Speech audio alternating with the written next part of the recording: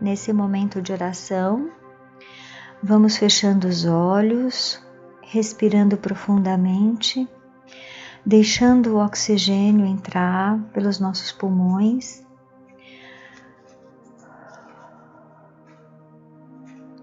Vamos elevando os nossos pensamentos à espiritualidade maior, nos desligando dos problemas da matéria, das dificuldades do dia a dia e elevando os nossos pensamentos ao nosso Pai Maior, visualizando mentalmente Jesus de braços abertos, nossa Mãezinha Maria, que sorri e vem ao nosso encontro.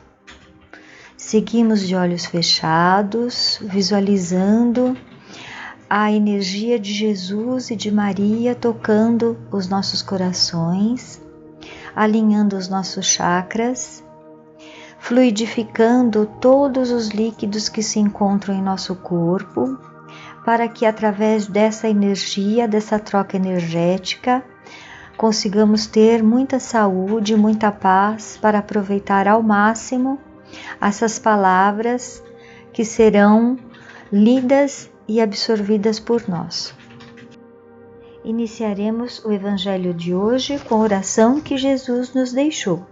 Pai nosso que estais nos céus, santificado seja o vosso nome, venha a nós o vosso reino, seja feita a vossa vontade, assim na terra como nos céus. O pão nosso de cada dia nos dai hoje, perdoai as nossas ofensas, assim como nós perdoamos a quem nos tem ofendido. E não nos deixeis cair em tentações, e livrai-nos de todos os males, que assim seja, graças a Deus. Bom Evangelho a todos. 9 de junho de 2021. Evangelho Espírita no Lar. Capítulo 1. Não vim destruir a lei. Parte final. Item 11. A Nova Era. Erasto, discípulo de São Paulo, Paris, 1863. Santo Agostinho é um dos maiores divulgadores do Espiritismo, e ele se manifesta em quase todos os lugares. Encontramos a razão disso na vida desse grande filósofo cristão que pertence à vigorosa falange dos pais da Igreja e a quem a cristandade deve suas mais sólidas bases. Como muitos, ele foi retirado do paganismo, ou melhor, da incredulidade mais profunda, ao perceber o clarão da verdade. Quando em meio a seus excessos, sentiu na alma uma vibração estranha, que o chamava para si mesmo. Foi aí que compreendeu que a felicidade estava em outros lugares, e não nos prazeres materiais e passageiros, quando finalmente, em seu caminho para Damasco, o mesmo em que o apóstolo Paulo foi convertido, ouviu também a voz santa gritar: Saulo, Saulo, por que me persegues? E ele então exclamou: meu Deus, perdoa-me, eu acredito, sou cristão. Desde então, esse grande filósofo tornou-se um dos mais firmes sustentáculos do Evangelho. Esse eminente espírito nos deixou confissões notáveis com palavras próprias de seu caráter, e ao mesmo tempo proféticas, quando pronunciou, após o desencarne de Santa Mônica, sua mãe. Estou convencido de que minha mãe virá me visitar e me dar conselhos, e vai me revelar o que podemos esperar da vida futura. Que grande ensinamento nessas palavras! E que previsão admirável fez Santo Agostinho com relação ao surgimento da doutrina espírita. Hoje, vendo que é chegada a hora para a divulgação da verdade, que pressentiu ele, permanece sendo seu divulgador mais ardente e procura responder a todos que o evocam para esclarecimentos. Aqui no final desse capítulo, meus amigos, vale uma nota de Allan Kardec. Santo Agostinho não veio derrubar aquilo que construiu, Como tantos outros, ele vê, agora, com os olhos do Espírito, aquilo que não via como homem.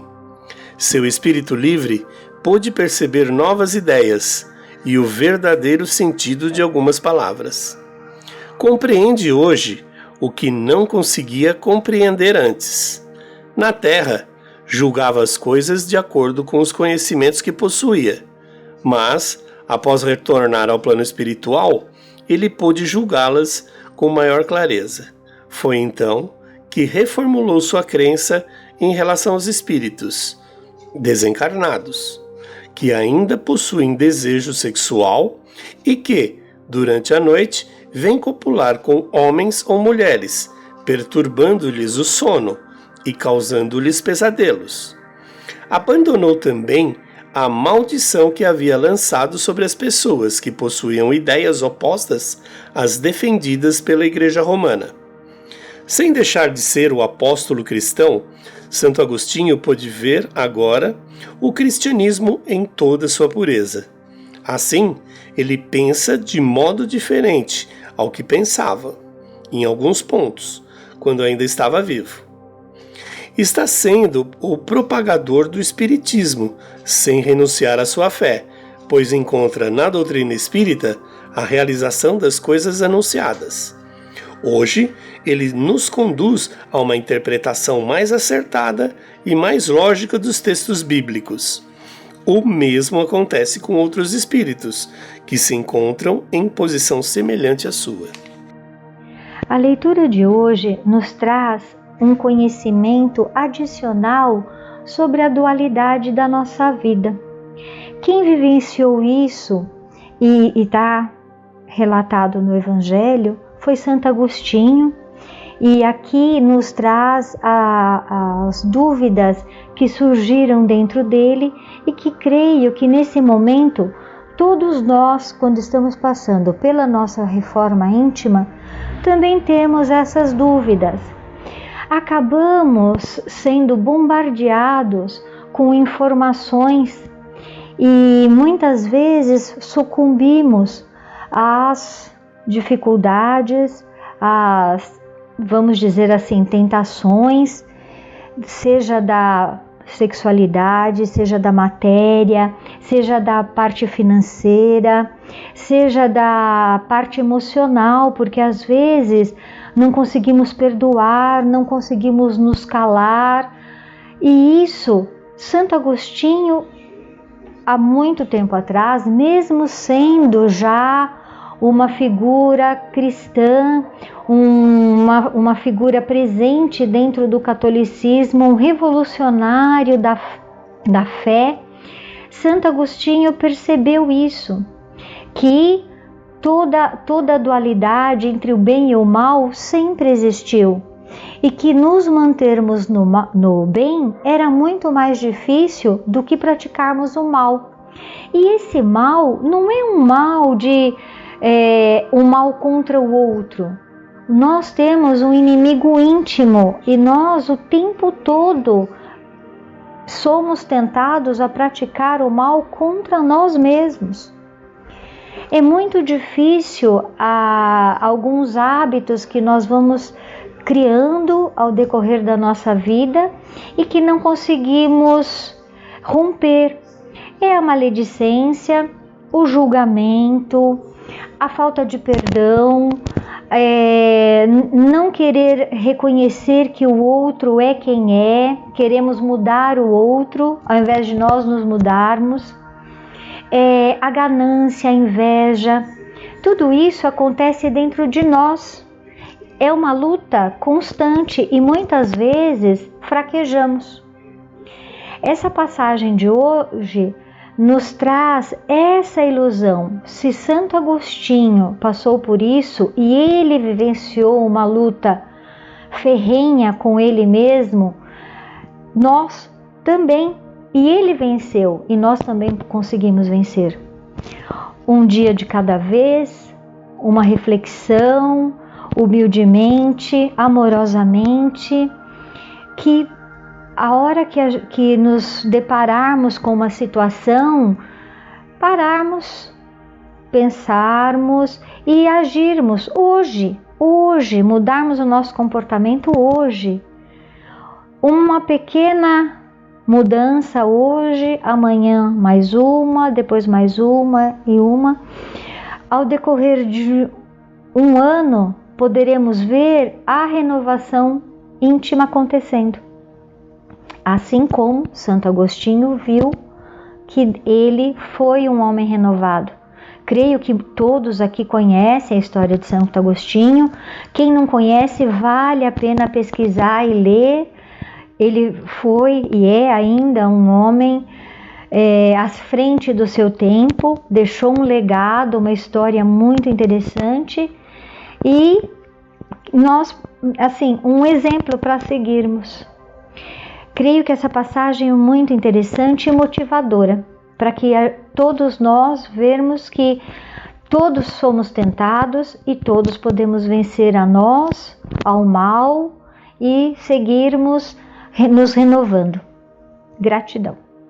E antes de encerrarmos, vamos posicionar as nossas mãos voltadas para o copo de água, elevando os nossos pensamentos à espiritualidade maior e solicitando humildemente que toda a energização necessária seja depositada nessa água, fluidificando-a com a medicação necessária para que o nosso corpo seja limpo de toda e qualquer impureza que nele habita. E agora vamos fazer a oração de Maria para nos conectar à nossa Mãe. Ave Maria, cheia de graça, o Senhor é convosco.